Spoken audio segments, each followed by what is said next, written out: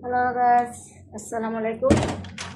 এটা মাছের মাথা দিয়ে লাউ দিয়ে রান্না করব।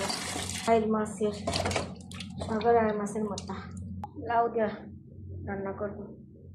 হ্যালো গাইস, বিসমিল্লাহ। হলুদ দিলাম, মশলা দিলাম। লাউয়ের মাথা তো মশলা কম দিতে হয়। মাছটা দিলাম, মাছের মাথাটা। এই যে মাথাটা দিয়ে মশলা দিয়ে এখন প্রেসার কুকারে দেবো। এটা শক্ত, অনেক শক্ত। প্রেসার কুকারে সুইচ দিব।